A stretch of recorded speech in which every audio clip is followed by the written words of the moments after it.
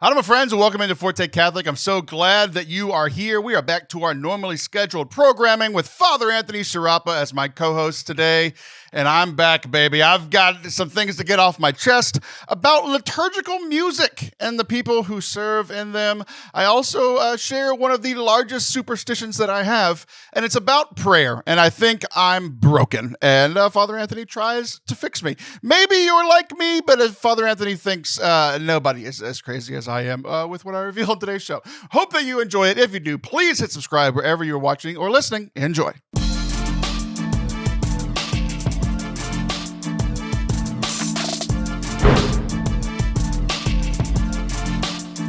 Hello there! Welcome to Forte Catholic. I am Taylor Schroll, and that is Father Anthony Sciarappa. Hello, priest! Hey Taylor, what's up, man? Oh, not much, dude. It's good to be with you. It's good to be talking to another person. We took the longest break we've ever taken. We took 2 weeks off in a row. It felt like 9 years. Listen, from one podcaster to another, a 2-week break is nothing, man. Wait until you go 7, 8 months, 9 months. I don't know. Anyway, but yeah, sometimes you need a break to refresh the old brain batteries there. Yeah, I'm a professional though. I hold myself to a higher standard than you amateurs over clerically speaking. That's true. We're a bunch of jokers. But yeah, you've been going. I mean, it's amazing. It's amazing how long you've been doing the podcast consistently. So yeah, I bet it feels like a long time.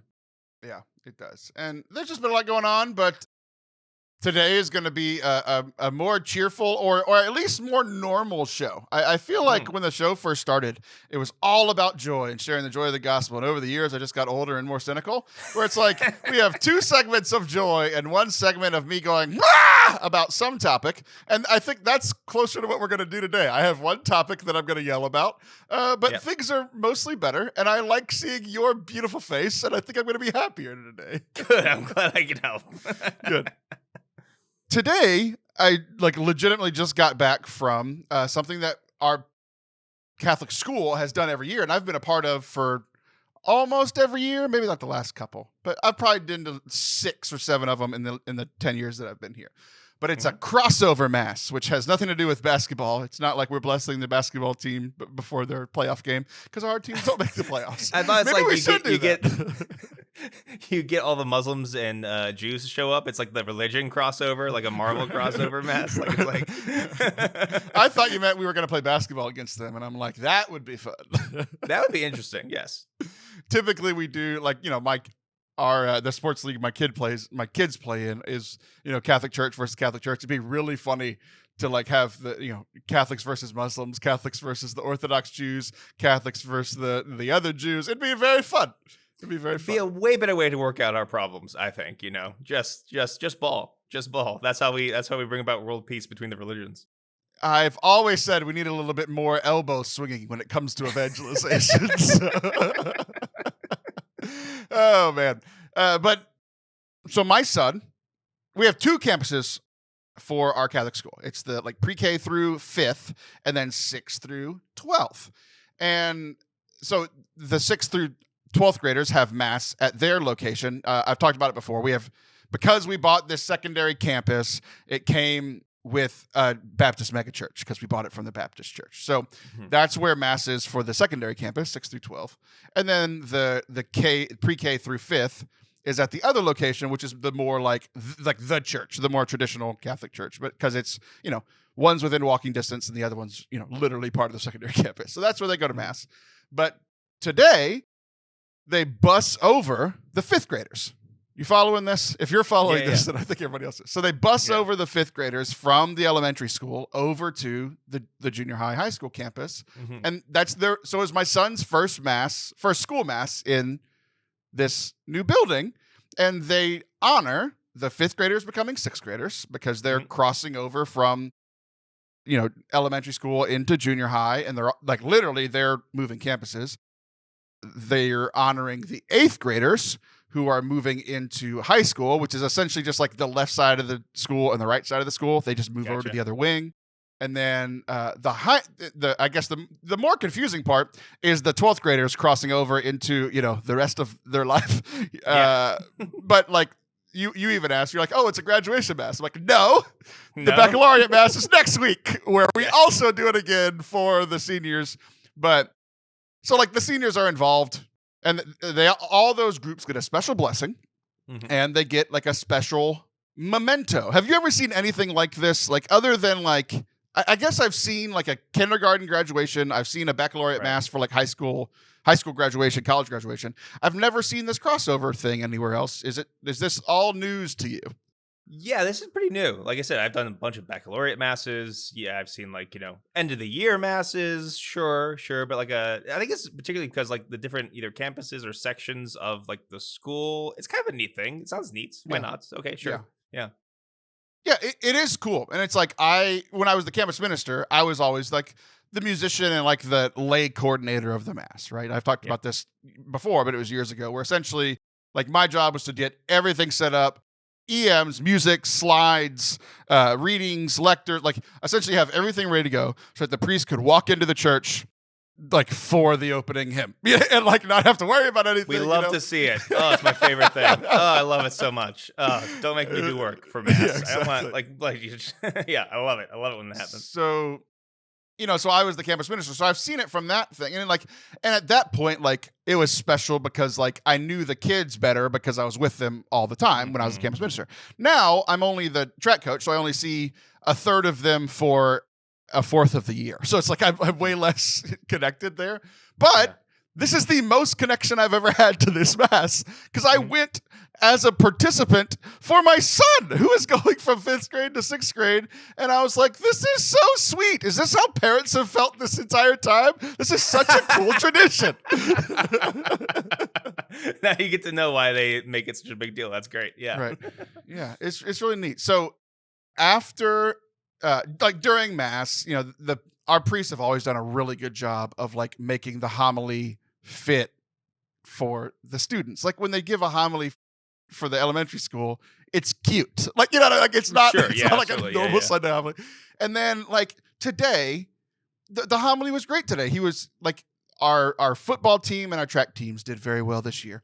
And he started, and like the biggest community event that the church has had is like the run that the football team had in the playoffs, because like the community rallies around football in every community more than they do track and field or any other sport, right? It's just especially in Texas, I would assume. Yeah, exactly.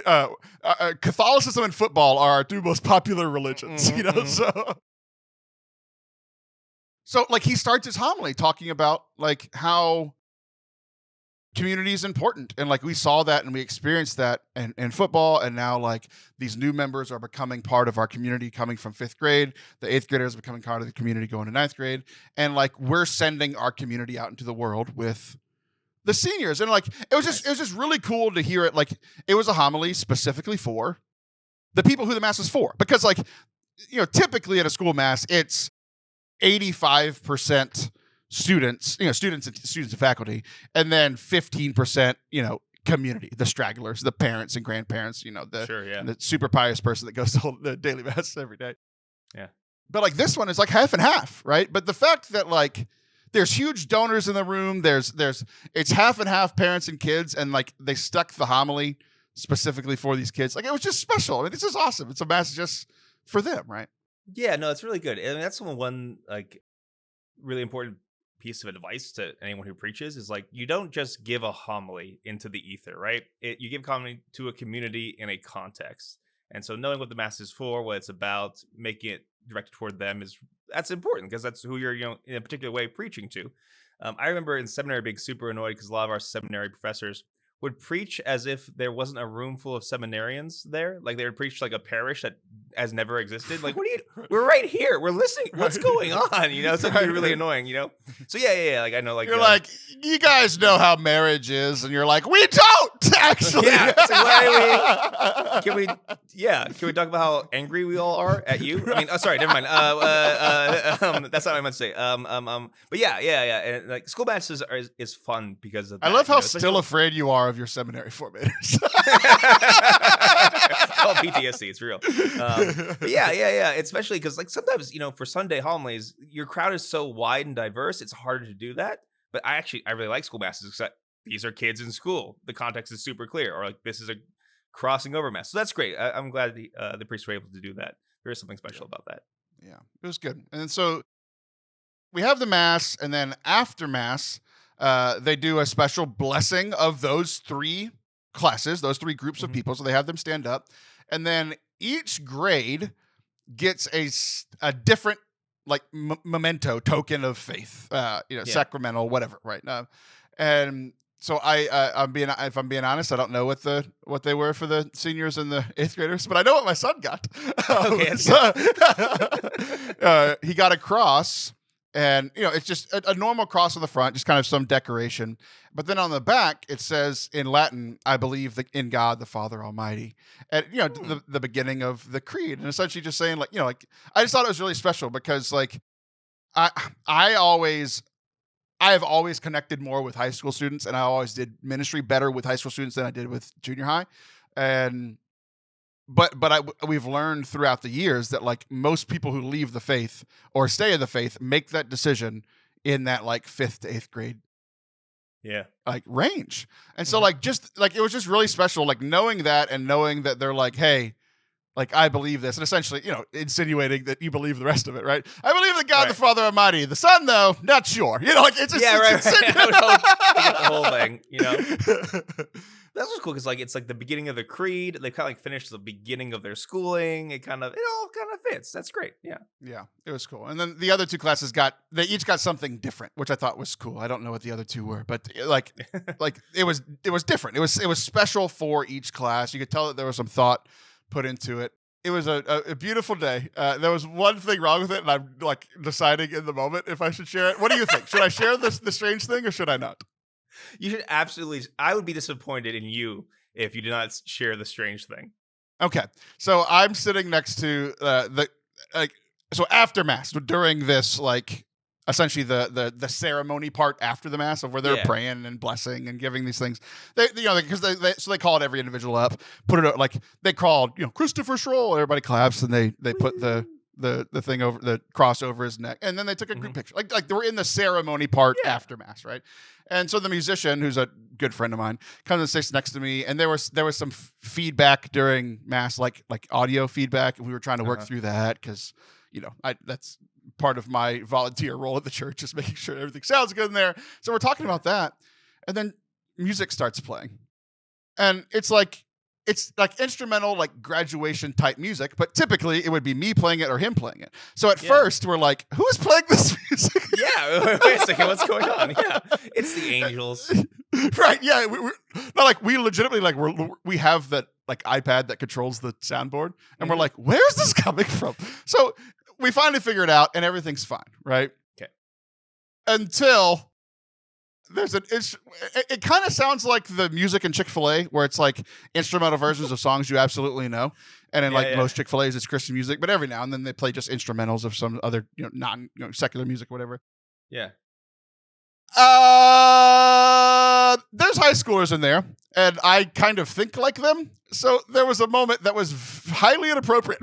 We're not in mass anymore, but we're definitely all still in the church, 10 minutes after mass. And I think the song is by Ellie Goulding, or L Goulding. It's called "Love Me Like You Do." Okay. It's just a song about things that let's just say things seminarians don't or shouldn't do ever in their life. I gotcha. It's a song specifically about that sort of action, and whole song instrumental played, and me, a few of the other young adults, and the entire senior class are chuckling and holding it together because we're in church.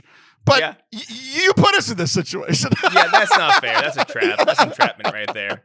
Yeah, that's so good. So it's funny you mentioned about feedback. So our sound system, I've never heard our sound system messed up, but we have this very old pipe organ in the church, and this beautiful thing, and it's constantly under a repair process.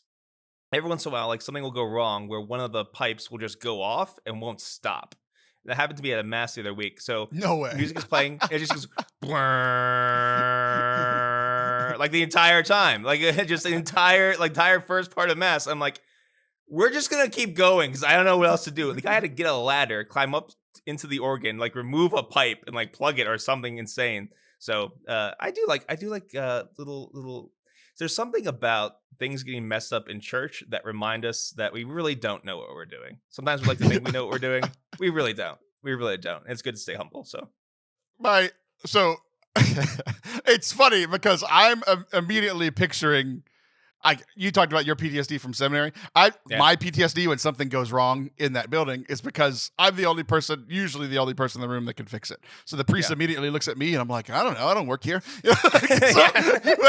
But I'm imagining whoever this organist is, just because there's a moment, and I struggle with this so much. I've talked before about the first half of this. I don't think I've talked about the second half. The first half is always, I don't work here. I'm not responsible, but I could fix this problem. And it's always a tug and pull of like, do I help or do I not? Because if I help, I'm probably stepping on somebody's toes. If I don't help, the priest is going to be mad at me, or it's just going to mess with this beautiful mass that we're supposed to be having, right? Right. The second half of this, I don't think I've ever shared before, because anytime there's a problem, it means that it was not planned. 95% of the time. An accident happens, something happens. So I'm up there in the soundboard and I'm imagining the guy with the organ is in this similar position of like, I could push this button. Like we're in the second reading. Father Anthony is reading the second reading. The organ has been on for the last 7 minutes. This pipe has been on for the last 7 minutes. I have a decision to make. I could push this one button. I could he could do this one thing to the organ. I could fix it with the push of a button, or pushing this button will make it triple in noise. yeah, exactly. And I heard that. So first of all, priest never reads the second reading. Second of all, so you could tell him trying to fix it. Like, is this just an easy fix? So you heard, like you hear him like trying to do the easy fix, and it's not working. It's making it, and then that's when the ladder comes out and trying to pull the organ. It was taking apart an organ in the middle of mass is hilarious. It is. It's and insane. also, bullshit. You have absolutely read the second mass second reading at mass before. Shut up. Leave me alone. If it's daily mass, and you're talking the gospel. That's what we're talking about. Fine. You thought that was just gonna slide through, and I was like, wait a second. I'm just trying. We're just keeping. You've said mass by yourself before. Leave me alone. That's true. Also, I have said mass by myself before, in which case I do read all the readings. That's correct. Yes, I am right. You are wrong. Boom. Leave me alone. Okay. Anyway, it was a beautiful celebration. But one last piece on this mass this morning. Have you said a mass today as we record this? I said 2. Yeah, daily mass and a funeral today. Mm-hmm. Okay, so the daily mass would have had this reading for sure then. So the first reading, which you didn't read, I'm guessing. I did not read that one. Yeah. So it was about St. Paul being on trial, and with the Sadducees and the Pharisees. We've always talked for a while about most people who have heard about the Pharisees and Sadducees. Like the one thing I really know about them, I guess they're Jewish and whatever. But like that the main fact that everybody thinks they're special for knowing that. We all know it, so it's not special. Pharisees believe in eternal life. Sadducees don't believe in eternal life. The way we all remember that is that's why they're sad, you see, because when they die, they don't go anywhere. So I actually have never heard that. Wait, are you serious? I feel like you're pulling my leg. That's like the common saying. Like that's how I remembered it when I was in college. I'm going to use it from now on. It's great. No, I haven't heard that one. That's great. When you die, nothing happens. You just go into the dirt. That's why you're sad, you see. Okay, so he's on trial for this. And I found it fascinating because the line, he's specifically on trial. Essentially how I just told you the story is how I kind of remember this story. It's not the most popular story in the gospel or in the Bible. It's not the most, it's not one I think about often. But like I remember it. It's like, oh yeah, he was on trial for this. Well, come to find out the exact line is that he is on trial for having hope in the afterlife. Like, he hopes that when we die, maybe something happens, and he's on trial for that. That is so ridiculous. Wait. Let's add some context. He's on trial because he's preaching the resurrection in context of Jesus, right? Now, both the Pharisees, while they believe in a resurrection, they don't believe in this whole Jesus resurrection. Right. And St. Paul is playing politics here. To get out of this thing, he just stirs up a hornet's nest and says, well, I'm on trial for what the Pharisees believe, and then that blows up the whole thing. But yeah, and also we gotta remember, just to clarify, hope doesn't mean it's like I don't know if it's going to happen or not. It means like I have faith that it's going to happen in the future. Like it's more of a solid understanding of a thing. We have the information about what's going to happen in the future comes to us by faith, and therefore we hope. Not like who knows what's going to happen. So there you go. There's a little extra context. I just thought it was really funny. I don't like the context because mine was funnier. So. Yeah, no, yours is objectively funnier. Yeah. But it's my job to make the show worse. That's why I come on. Yeah. You are on fire today. I am. Just wait until the first segment. I got more where that came from. Big old wet blanket on this entire episode. Here I come. I just thought it was just, I could use a wet blanket. It's super hot here these days. It was just so funny, dude, where it's just like, because I was thinking about like modern discussions. So like, this foundations course that I talk about all the time, we just started a new foundations course this week. And so we're doing like basics, like basic teachings of Catholicism. And like one of the main things that people argue about is God real? Does God exist? This sort of thing. Yeah. And I just love that he's like, I hope so. And they're like, death to you. And it's like, you're not on trial for something you did. You're on trial for something you think will happen in the future. It's so strange. Way funnier. Like it's like a very emo society where it's like, well, I hope after death there's something. They're like, no, go to jail, straight to jail. Which is so strange because like most people who don't believe in God are just like, look, you want to believe that there's something after death. Fine. Like there are so few like hardened atheists that are like, I must convince everyone. Most people are just so bleh about religion that they're just like, you know what? Those Catholics over there, those Christians, whatever, they want to believe in afterlife. Okay, fine. As long as they're not bothering me, it's fine. And the Sadducees are like, no, you can't believe that. Exactly. It's so silly. Most people who actually would like yell at you for believing in the resurrection, they won't yell at you in person because they never get off their computers. So you'll never meet those people in real life. Sadducees, they're the real deal. They'll yell at you in real life. Yeah. So Sadducees, they no longer exist. More courage than most modern people. Well, we can give them that. I'll give them that. Very good. Well, we said something good about the Sadducees. That's not something I thought was going to happen today. Well, we're going to take a break. Don't go anywhere. We'll be right back, and I'm going to yell about something different. A couple of weeks ago, we launched a new thing on Apple Podcasts called Forte Plus. This is a way that you can support the show and also get some exclusive things right here on your podcast feed. The first thing that we uploaded is our entire A Catholic Perspective series, which has previously only been on YouTube. Now you can listen to it audio only right here or on your Apple Podcasts. I know that the majority of you listen there, but not all of you. If you want to get exclusive audio, we're also going to be releasing some of my talks, our foundation series for the first time on audio only here over the coming months. And who knows, maybe we'll even do some other exclusive things for our Forte Plus subscribers. To subscribe, open up your Apple Podcasts app, hit the subscribe button. $5 a month will really support us, support the show, and help us to continue bringing this great show to you each and every week. Enjoy the rest of the show. Welcome back to Forte Catholic. I'm Taylor Schroll. That's still Father Anthony Sciarappa. And I have something to rant about, and I hope that you have some input on my rant. Oh, I'll come up with something. Okay. You always do. Get that blanket ready. Yep. So there has been a trend recently in many parishes that I think I am seeing the product of this issue. I think the issue is actually a different issue that we'll get to in a second. I think there's an issue causing the problem that I'm about to rant about. The problem is it seems like I'm going to caveat this. I have yelled about musicians at Mass many, many times before. And usually my rants have been about quality. And I'm going to rant about Catholic music today, and it has nothing to do with the quality of the singers, nothing to do with the quality of the musicians. I have a completely different rant. This is exciting. There has been a trend recently that I am going to play this one song over and over again. I am going to play, I'm going to start the communion hymn. And this communion hymn, for somebody who, like me, who has been a musician at many, many masses, knows that this communion song, we might get through verse, chorus, bridge, chorus at a daily mass with 200 people.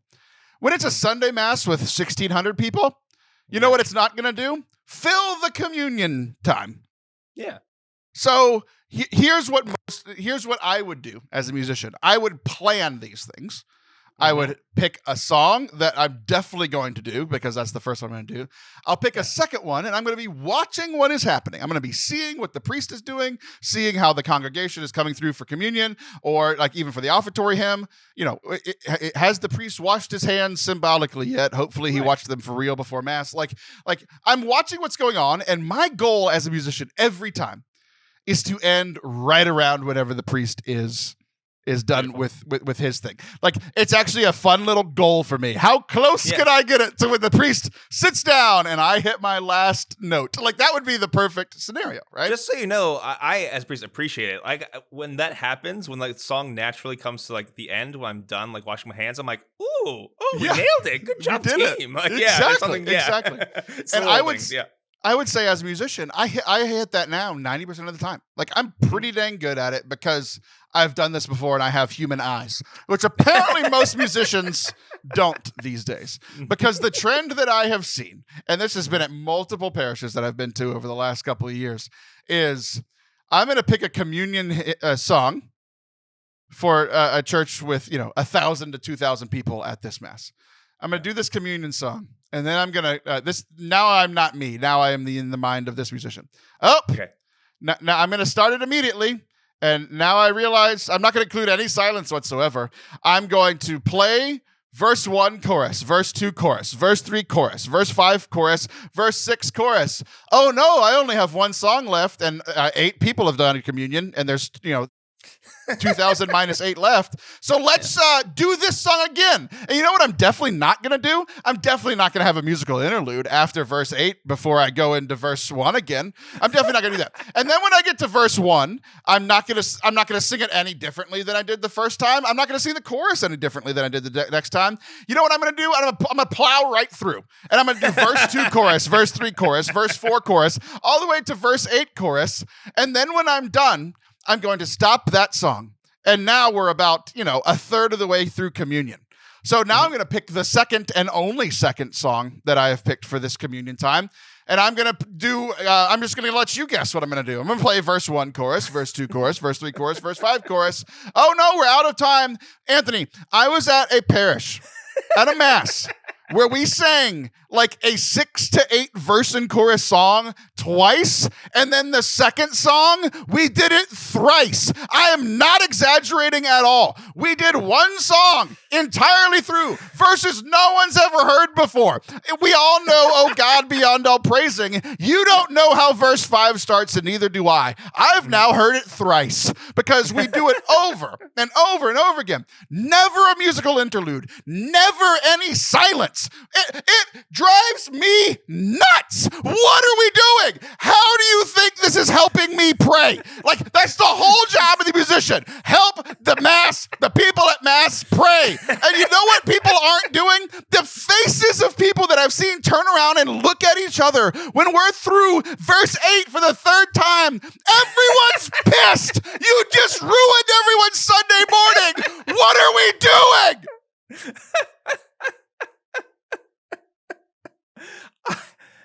I have never experienced this ever as a priest, like just repeating the song. So happy for you. I can't live this way. I can't live this way.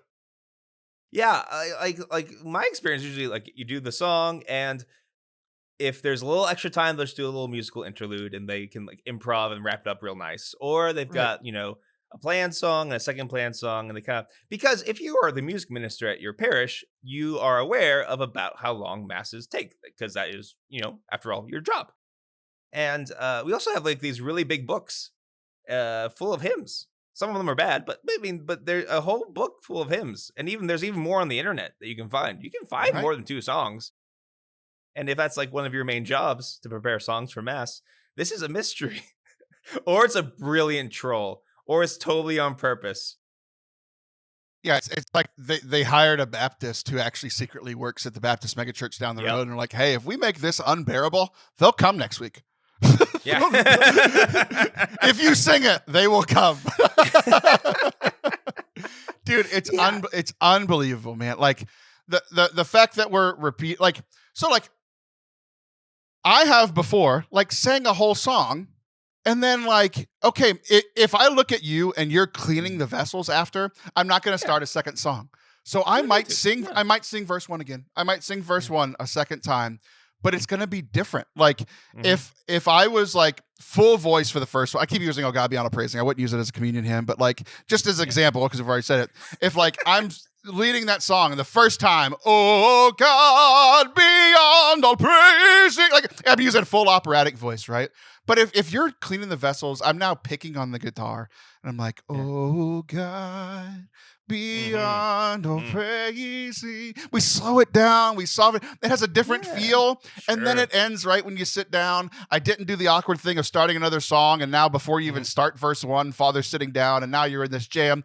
Just end the song. Can we can we just end the song? Yeah. And then no song is good enough to sing all the verses all the way through again.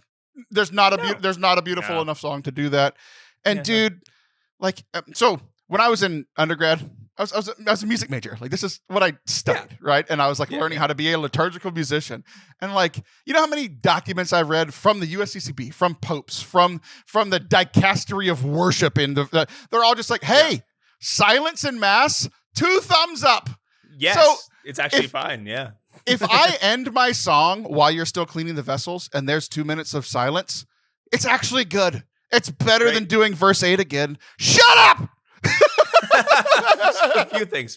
You said you would never use "Oh God Beyond All Praising" for a communion hymn. Guess what my communion hymn was for the school mass today? Literally, "Oh God Beyond All Praising." Was it "Love Me Like You Do," like Ellie Goulding? No, it was not that. No. They started playing "Oh God Beyond All Praising" for the communion hymn, and I was like, "This is not a communion hymn. What's going on? This is very silly." You know what you can't complain about today? That problem. If that's your only problem with your liturgical music in those parts, you're doing great because this is what I'm dealing with currently. No, yours is far worse. You know, the one thing that will bother me, and this is something that my parish does at times, is when I'm done and okay, I get to this will happen sometimes. So I get to the end of the hand washing and they start playing another song. I'm like, no, what are you doing? Right. Because 2 things will happen. You'll sing literally 1 verse and it's really awkward. Or you'll keep singing and annoy me. Because no, we're done now. It's time for the next part of the mass. Just stop. But yeah, absolutely. Silence is great. No, in a big old parish, this quote unquote silence is going to be filled with a bunch of screaming babies, which is also fine. Not a big deal, right? No one's mad. Dude, but seriously, Anthony, as a musician, I have been up there where I'm hey, he's got 30 seconds left. Yeah. And I've already repeated the chorus. I'm not going to do it again. Done. There have been times where either I play instrumental or I just go silent. But if I go silent and it's quiet for 6 minutes and there's a baby shrieking, you know what I can do 6 seconds later? I can just start playing instrumental again. It's not you still have options. The thing about human beings is we can make a decision, and then when we get new information, we can change that decision. And I just don't understand how you made a decision on Tuesday. These are the songs we're doing. We're doing verse 8 thrice, and then you just do that no matter what. Stop it. Mm-hmm. Yeah. I would start to lose my mind if a hymn was ever repeated. It's did we run out of music? Are there no more sounds that can be played? We ran out of sounds. We went to the sound bank. No more sounds. We have to recycle these sounds. That's not how any of this works. What is going on? This is a complete lack of foresight. Yeah. Okay. I told you that this is all the symptom of the real problem. Before we get to the real problem, is there any other liturgical music stuff you want to get off your chest? I feel like my chest is lighter. I have one thing. One thing. And I love we have truly excellent music ministry in my parish, right? I've gotten the gambit in the course of almost 8 years now. Okay. Truly excellent. But the one thing I can't stand is the closing hymn. We print out worship aids, and at the end it says, "Please stay singing for the entirety of the hymn." And I don't think they should have to do that. I think once I process out and I'm done, mass is done, I'm out of there. You can just leave. Like we don't have to sing the whole hymn. You're done. You stuck. I mean, our masses are long, like hour 10, hour 15 minutes. You're done now. You can leave. And it bothers me that we ask them to stay and sing the whole hymn. You don't have to sing the whole hymn. So if any of my parishioners hear this, I don't blame you. You're done. You're done. You stay for the final blessing. Yeah. What if I am in the 13th pew and when the priest passes the 13th pew, I'm out. And I'm okay you know with that. what? That is solely out of respect for the Catholic priesthood. Because when Mass actually ends, when the Catholic priest that we are showing respect to says, the Mass is over. See ya! Go in peace. And then we just stand there like rubes. It's so stupid.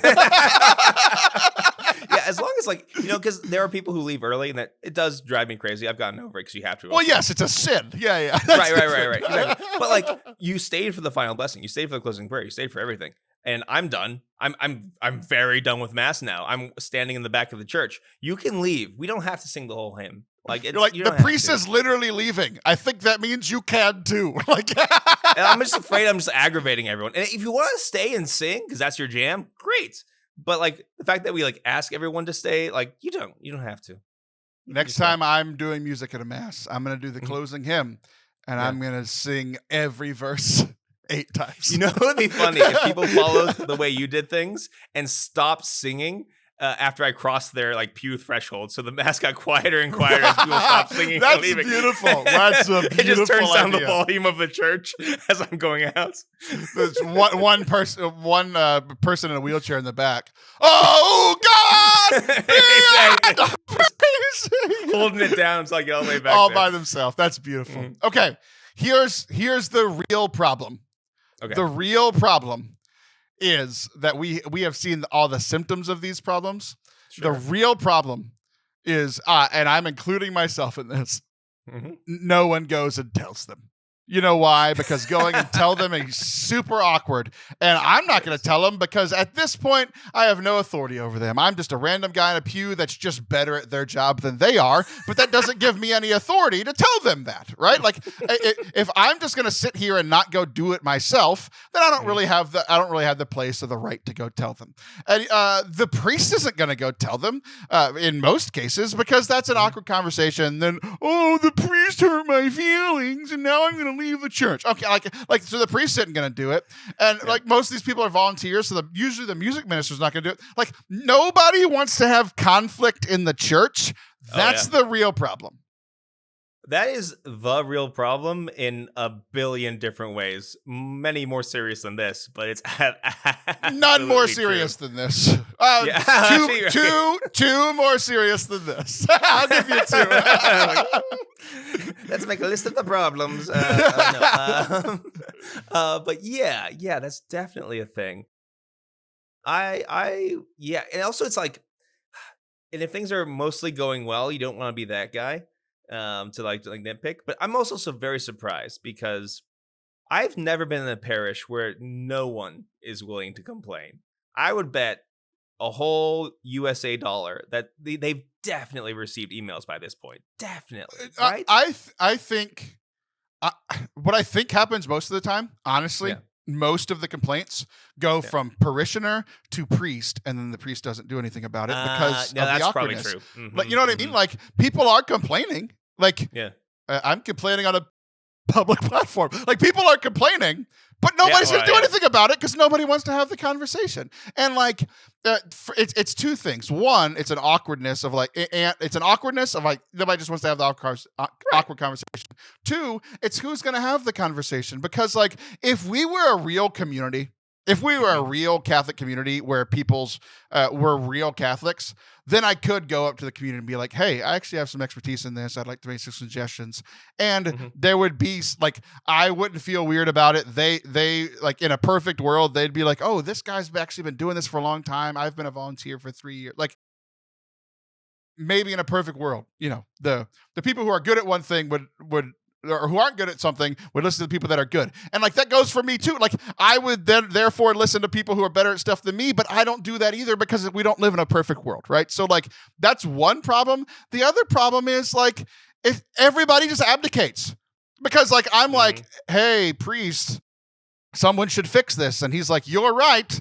And he'll be like, hey, you should do it because you're a professional musician. And I'm like, no, you should do it because I don't have any authority. You have all the authority. And he's like, well, I'm not going to do it. And he's like, well, we should have the music director do it. And like, well, they retired a year and a half ago. So no one does it. And everybody just lives with verse 8 times. Nobody does it because nobody wants to have the awkward conversation. And I don't like it. And I don't even like my role in it or lack thereof. Mm-hmm.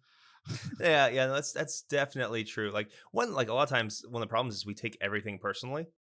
And okay, how dare you? Honestly, you would say something like that about me. What is wrong with you? And in our joking, we said things that were kind of personal in a certain sense, but like just be like, hey, this is just feedback about a job that you did, not about you as a human being. It's just like, hey, this would be a better way to do this job thing, right? But we take all those things personally because it's, that's just what we do. But, also I think there can sometimes be a kind of apathy as well. Because I've noticed there'll be like little things that the altar servers do or don't do that bother me. And I think I should talk to them about that. But at the end of Mass is over and I can go have lunch. Right. Yeah. Whatever, right? So sometimes like it's sometimes it can be a little bit of that too. But yeah, it's because the wider point that we don't see each other as a family and how conflicts are incredibly important to a family. Because when you don't have them, that doesn't mean they don't exist. It means you just shove them down and they pop up in really weird places elsewhere. So just being able to either be upset with somebody or just even like having a conflict with what they're doing and trusting each other enough to have that conversation. That's a sign of deep intimacy and love, actually. But a lot of times Mass is just, the parish is just where we go to get our Mass and get out, And yeah, that's definitely a wider problem. If the musicians let us out. Yeah, if they let us out. No, sing the whole hymn. Do it. And it'll be like, I used to get so annoyed. I was at different parishes where the priest would just stand in the sanctuary for the first 2 verses.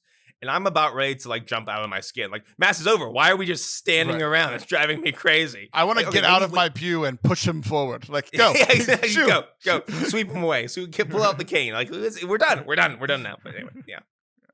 That's good. Well, good. I feel so much better that I got this off my chest, but I also realize that I'm part of the problem because I just accomplished absolutely nothing other than hopefully some entertainment. I took someone else's problem, and instead of confronting them about that, like the Bible says that I should do, I instead was like, hey, I don't have much to talk about these days, so let's make some content out of it. Let's blast someone on media. Yes. Mm-hmm. Don't go anywhere.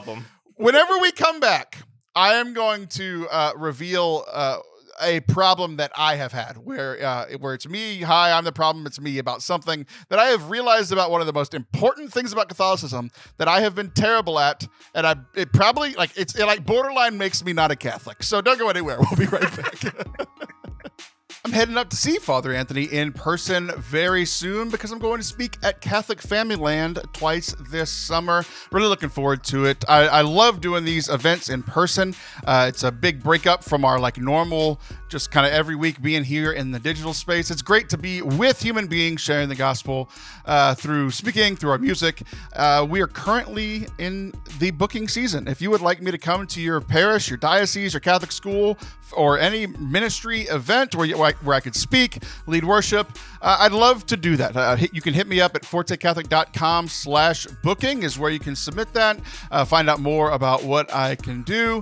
But I've traveled all over the country to speak and lead worship, but I'd love to do it at your next parish event. So if you work at a parish or diocese or you're a priest, I'd love to come out to your parish. If you're just a parishioner or a volunteer, maybe mention it to somebody at your parish. I can do retreats, parish missions, nights of worship, all that sort of thing. ForteCatholic.com/booking. Hope it works out. Yay! Welcome back to Forte Catholic. I am Taylor Schroll, and I think I have been doing prayer wrong my entire life. I realize that I have a problem, but I never had the words for it until, honestly, a request that I had for you and one other priest. So okay. I'm gonna say the thing, and then we're gonna backtrack a little bit. Okay. I am incredibly superstitious about prayer. to a ridiculous degree where I will admit here for the first time publicly that I am so superstitious about prayer that it sometimes makes me too scared to pray, and I will avoid it for days because of superstition. Oh, okay. Yeah, let's go. Okay. So the other day, I texted. It started with a different awkwardness and turned into this awkwardness about the superstition prayer. The first awkwardness was, I have two priests in my life that I'm close enough with that I can risk the stupid question. I texted you and one other priest within 2 minutes of each other, and you both responded within about 2 minutes of each other a few minutes later. Okay, great. That felt real nice because I made a request, a prayer request for one of your private masses, and you both said yes. And I thought that was very nice because I had been meaning to text you both this question for weeks, but I was like, it seems stupid. It seems like a dumb thing to ask for. So what I texted you and the other priest was, hey, and I made it pretty clear, at your next private mass, like the next time you're doing a mass just by yourself, I don't want this to be a public, I don't want it, there to be, a Sunday mass or daily mass where there's 50 to 1,000 people.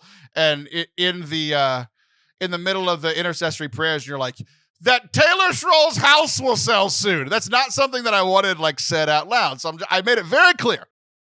I really would like my house to sell. Could you? Sorry, that's awkward because I actually we had a mass intention for Sunday, and I actually booted them from the schedule, and then announced your name and preached a homily about selling houses. So I'm sorry, I must have read it real quick. So I wonder why I'm superstitious. Awkward. Because my big fear is that would be something that happened. One, that a stupid prayer request would be said out loud, and two, that so-and-so's grandma that's in hospice didn't get prayed for, and now she's dead. That's legitimately how I think about prayer and prayer requests, which is why it's to the point where I'm like, Can you even say a mass for this? And I knew that both of you would be like, you're an idiot. Stop asking me this because I trust you both enough. But so I felt dumb about asking, so I didn't ask for 3 weeks. And then I was finally like, hey, this is the thing that is, it's not the most important thing in my life right now, but it is the thing that I'm constantly thinking about the most. For instance, the health and well-being of my wife and kids, infinitely more important than selling my house. But you know what I've thought about more and more and more than the health and well-being of my family? Selling this house. But here's where the superstition comes in. I ask you guys to pray for it after I avoided praying for it for 3 weeks because my fear is I will pray for this thing and then my kid will die because I didn't pray for that. That's legitimately how I think about this. And I avoided praying about this thing that is so important and that everybody else would have prayed for. And I'm like, no, if I pray for the stupid thing, someone I love will die. So, I appreciate your honesty. Uh-oh.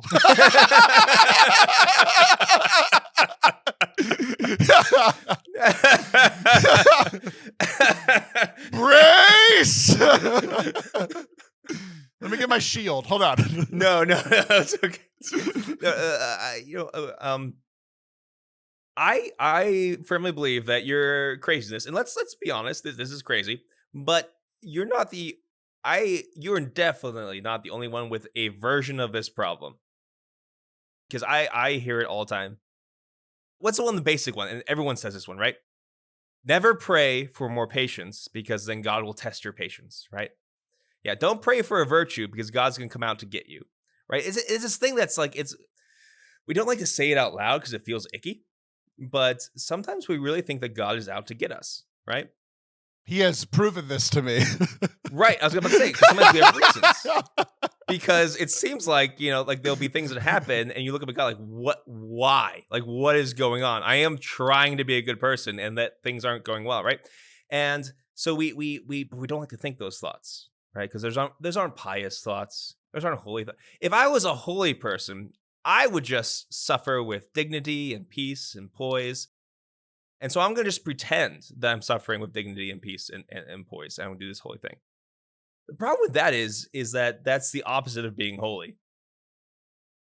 Kind of like we talked about conflict just in the previous segment, how actually entering into conflict with somebody can be a sign and proof and also improvement on the relationship and love that's going on. we have to do that with God too. And like, I encourage people, like, you're allowed to tell God you don't trust him. And until you do that, you're never going to trust him, right?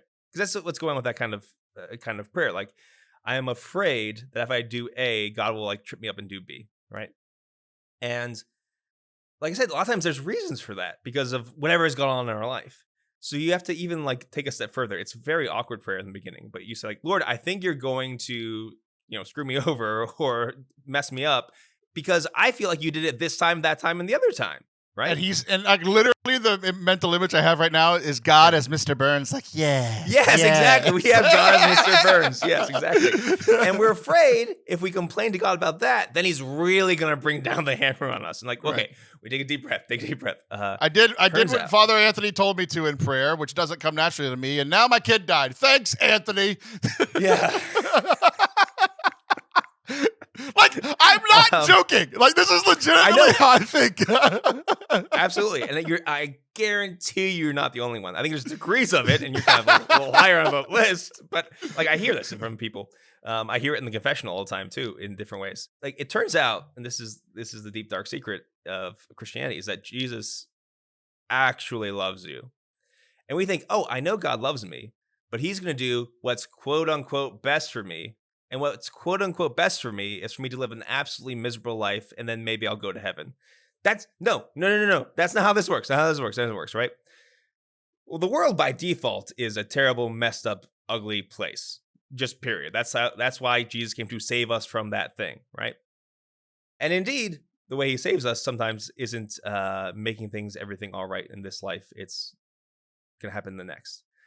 But there is this lie that we adopt in our hearts that like God is out to get me, like God is out to test me and test me in a way like, like you had that teacher in high school, probably several of them, maybe even college, that would do the multiple choice quiz.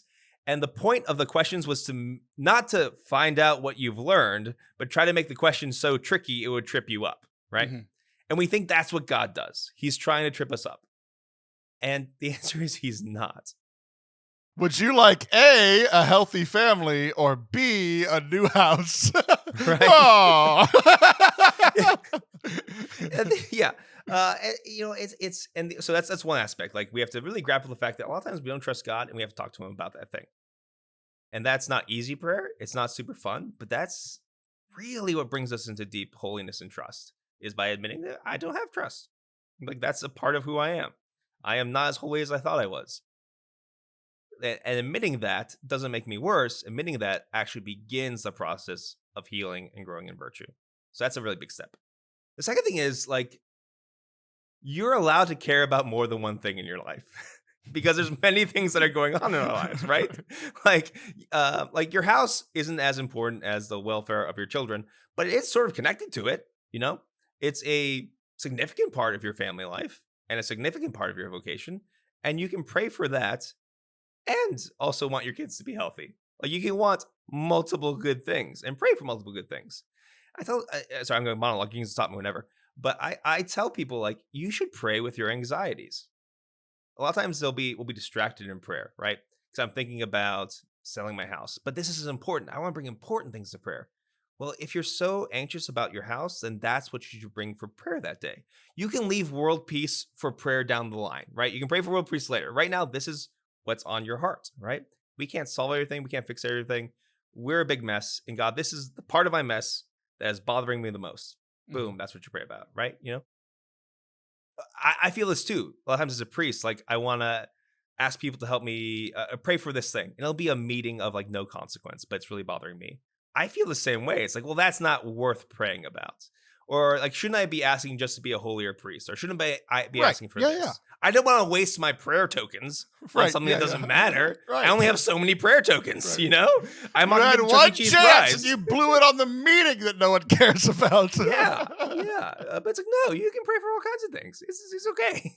So anyway, I'll end my monologue there for now. But yeah, it's not an uncommon problem. I think a lot of people suffer from this. And I think like my problem is like my problem is praying.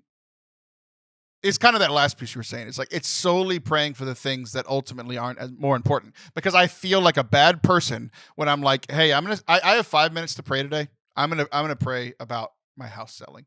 But then I get 5 minutes in, and I'm like, well, now I have to pray for world peace, and now I have to pray for the well-being of my family, and now I have to pray like, God, I need help because I'm a dirty, rotten sinner, and please help me with all these sins that I'm committing. And God, and then either I am now praying for longer than I planned, or I only prayed about the thing that I actually wanted to pray about for 30 seconds, and then I felt guilty. So like, it's ultimately like where like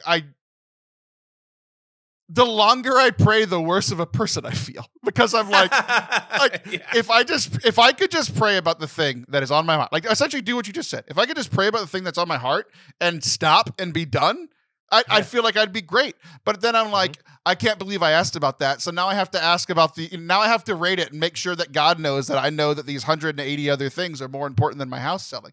It's just this weird guilt of like, I can't just come and pray. I can't just come and pray with what's on my heart right now. I have to prove to God that I'm holier than that. It's just this weird conundrum I find myself in. Yeah, because deep down inside, and we all struggle with this. I really do believe this, is that part of us thinks that God is a jerk. And unless I'm perfect, God's going to punish me. And because, that's how we experience a lot of life. Sometimes this is in our families, from our parents. Sometimes it's from our teachers. That unless I perform or unless I am perfect, then I will not be loved back. That's the normal experience of quote unquote love on this earth. But then we project it onto God, and that's not God. We don't realize that I don't have to pray about everything because there's other people praying about things, right?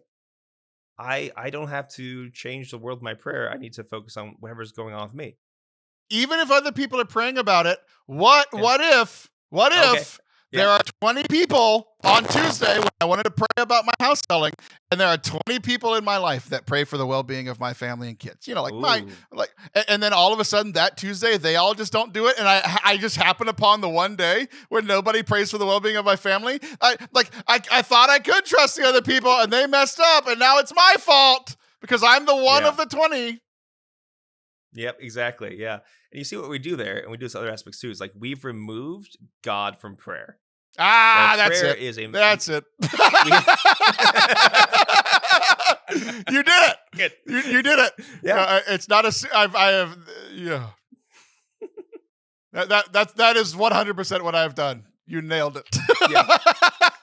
There are multiple ways we can make prayer an idol, and that's one of the ways, But yeah, it turns out that if you think God's a jerk, then your opinion about God is wrong, and you should talk to him about it, because God's actually there for you and a person and wants to talk to you.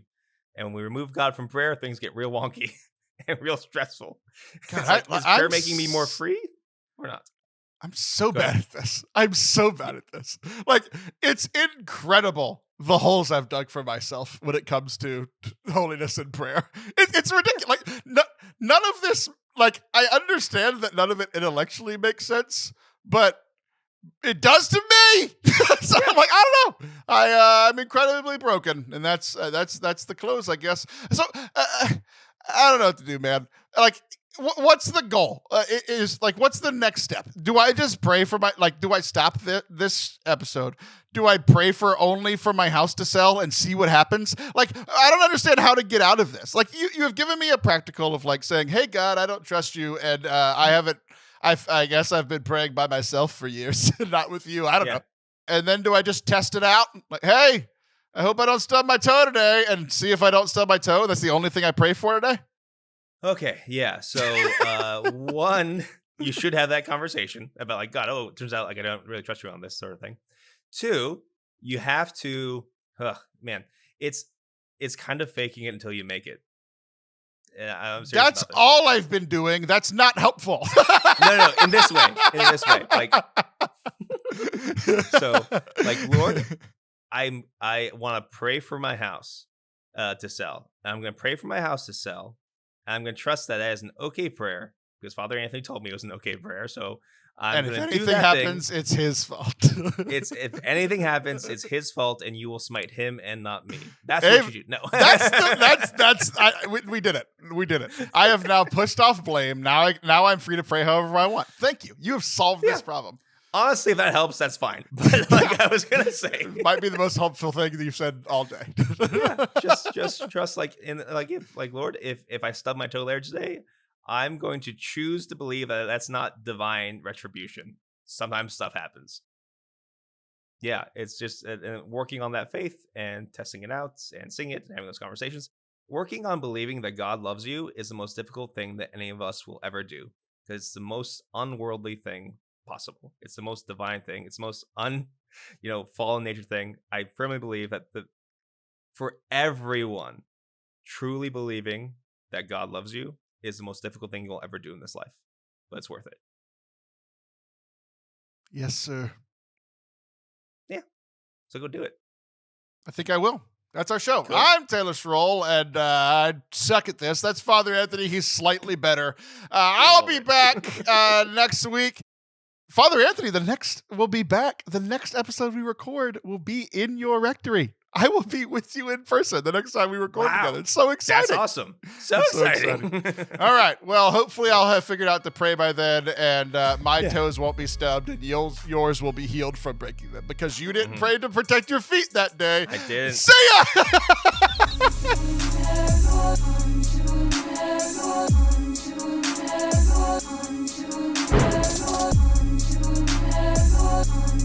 Thank y'all for watching and listening to today's episode. I hope that you enjoyed it. If you did, please hit that subscribe button so you don't miss next week, where I will be celebrating the grand return of Sean McAfee as a guest co-host next week.